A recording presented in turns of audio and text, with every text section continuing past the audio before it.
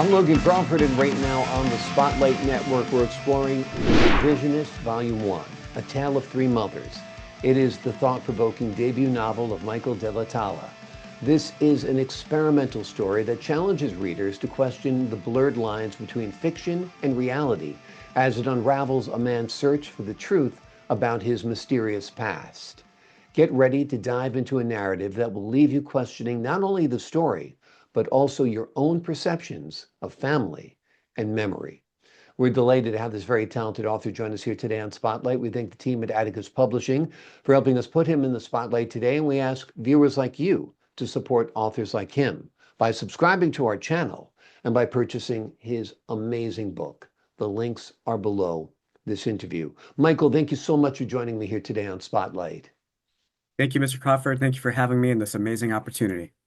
It's an amazing opportunity to have you on the show to discuss your work. You can call me Logan. Okay. And this is such an original, such an inspired book. How did you come up with the idea for it? Yeah, the origin of the revisionist is whenever you're writing about family dynamics, perhaps if some of those dynamics are true but just so traumatic, I had to figure out a way to be respectful and courteous, and therefore, no one could possibly be offended by it. Therefore, the revisionist came to mind. It's just something that popped into my head because certain things have to be revised in order for them to be told. A Tale of Three Mothers, of course, catches everybody's attention. I mean, two mothers is a lot, maybe a mom and a stepmom, that kind of thing. But A Tale of Three Mothers, what's that alluding to? Yes, so in this story, there is a biological mom, a stepmother, and then a grandmother. And I'm not sure what I can or cannot give away, but one of those ends up being the true mother out of the three and rescues me from the other two. Gotcha. Pure fiction, is it blended with nonfiction at all? Tell us a little bit about crafting this book. I really appreciated your introduction. You called it a tantalizing challenge to understand what's true and what's not. Mm. And I like to leave that for the reader to decide, let them figure out what is real and what isn't real. And the reason for that, Logan, would be, I wouldn't want to interpret something for somebody else, especially if it had an impact in a very positive way for them. And that's the whole point of the story. Yeah. To put something out like this out there is to allow others to know that everything is actually going to be okay in the end. So I'm hoping to have a positive impact if anybody has a story similar to mine. Absolutely. Now, this is volume one. Are you going to have other volumes in the story? Tell us a little bit about that. Yes, I have three more volumes. There's the Revisionist Volume 2, which is the torture of love. That story is about how we are all creatures of habit, and we have a lot of blind spots as being creatures of habit. And until you identify your blind spots and like make some changes, break out of your patterns, you cannot be your true authentic self. So volume 2 is about discovering your authentic self. Volume 3 is called Tales of Turmoil, and it has short story and poetries in it. Logan, you might like to know the poetry goes all the way back to me being a 5-year-old little Mike. What possibly am I rhyming about at 5 years old? Right? Dogs and dinosaurs, who knows, right? I actually it Yeah. was pretty deep stuff. I was very Wow.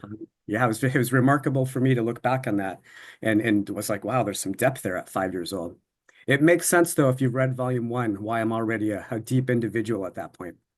And then volume 4 is The Torture of Love Part 2, and it is 100% poetry. It's very dark, it's very deep. Very cool. Let's talk about the first book. Tell us a little bit about the main character's journey and why it's so compelling. Yeah, the main character, little Gabby, he's on a self-realization and self-discovery path. It starts off with a horrific tale of a biological mother inflicting pain to his grandmother. And it leaves an indelible mark on him, but then, the book fast forwards to a much older version of little Gavi where things just don't seem right for him. And so he goes backwards in time to figure out why does he act the way he acts? Um, why can't he hold relationships? And along the lines, he gets rigorous therapy that takes him back in time to figure out who are his parents really? That's what it comes down to. He asks the question, do I really know my parents the way that I think that I do? Yeah. Think that's a question all of us have. Do we Yeah, really know our parents? We think of our parents as mommy and daddy growing up, the all-knowing, the all-powerful, the providers. But they're people with hearts and desires and aspirations and dreams.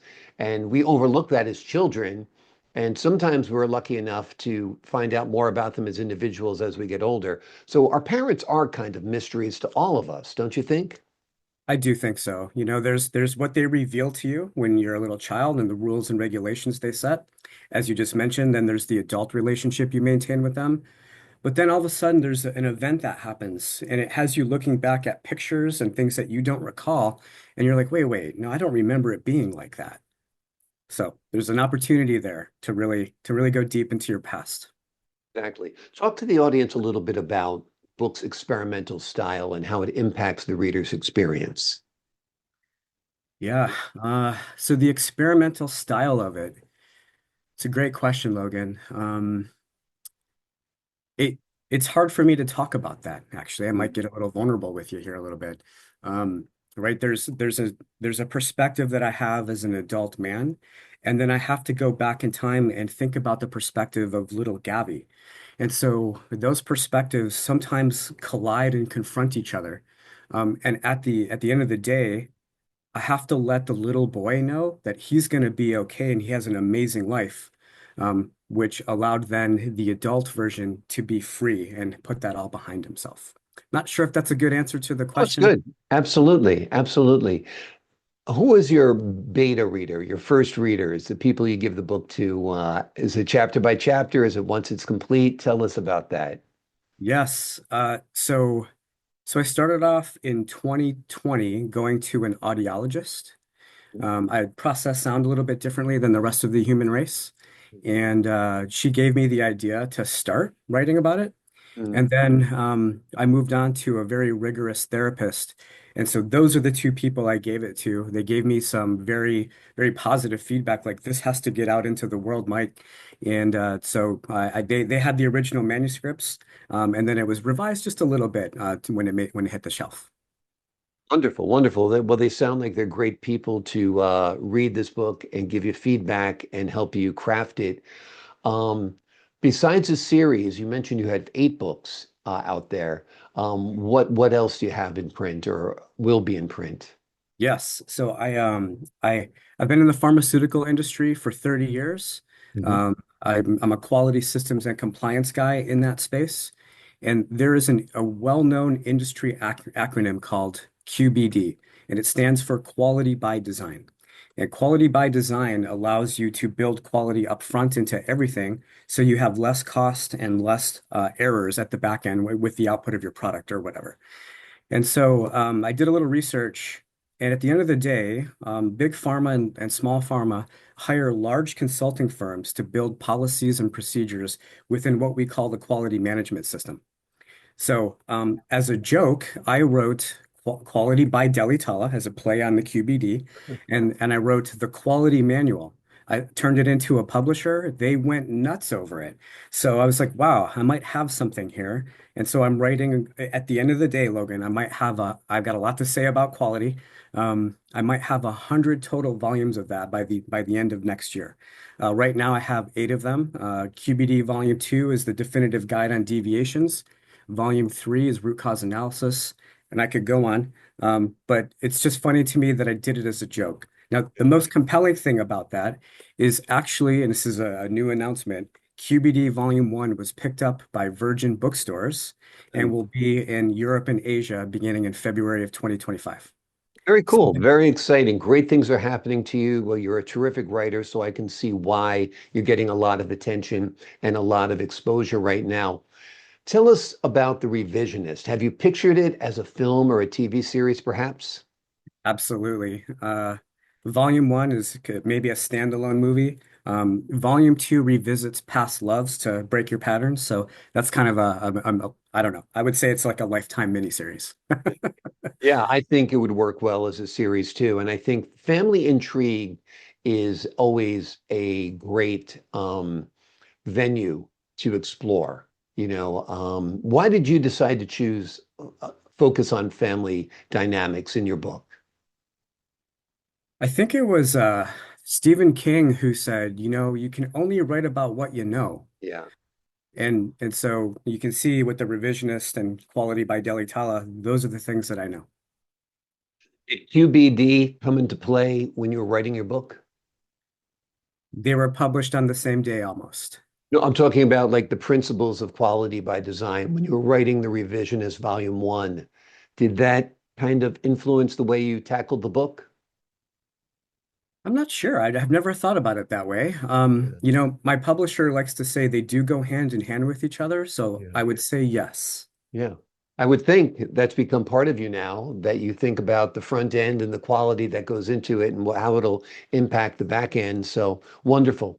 Well, this book certainly has a lot of quality by design. It's written by a masterful author Thank you. by the name of Michael Delitala, and it is called The Revisionist Volume 1, A Tale of Three Mothers. It is a thought-provoking debut novel, and it is an experimental story that challenges readers to question the blurred lines between fiction and reality as it unravels a man's search for the truth about his mysterious path. When you read this book, you better get ready to dive into a narrative that will leave you questioning not only the story, but your own perceptions of family and memory. Michael, thank you so much for joining me here today on Spotlight. Thank you so much for having me, Logan. I appreciate your time, sir. To the folks at home, I'm Logan Crawford, thanking you for your time. This time until next time on Spotlight.